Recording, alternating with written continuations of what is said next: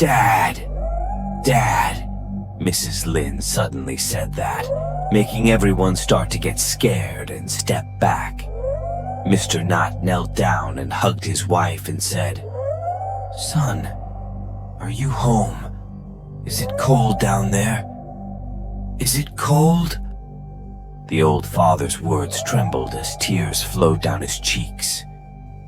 In response to her father's words, it seemed like someone else in Miss Lin's body also replied, I'm cold. I'm so cold, Dad. I hurt so much, Dad." Hearing the person possessing Miss Lin's body say that, Mr. Nhat could not control himself. He cried louder and louder, hugging his wife's body tighter.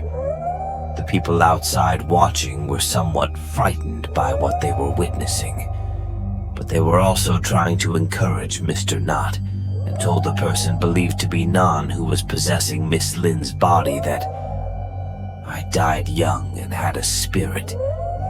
Just tell everyone where to find my body and bring it back for burial." After a moment of silence, Nan replied in a scared tone, "I can't say. It's holding me back. I'm still right near the shore, but it's holding me back." Hearing Nan say that, the police officers watching also shivered. People were even more frightened because they knew what had happened there.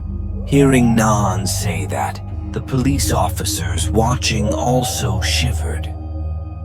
People were even more frightened because they knew what had happened there. At the end of 1999, on this riverbank, there was a case of 3 children drowning, and the bodies were not found until 2 weeks later.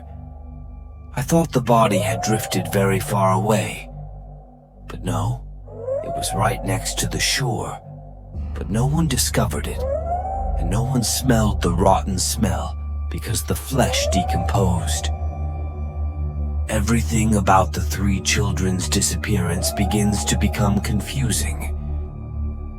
Before that, the search for the 3 children had stopped because everyone thought it had been a week and the bodies must have drifted far away. But suddenly, 3 days before that, a teacher passed by this place. He stood and watched for a while and then went to the house of one of the 3 drowned children. He said that these 3 were very close to shore, but everyone was being blindsided. What catches them is a water demon that has lived here for hundreds of years. It will find a suitable person to capture and eat souls.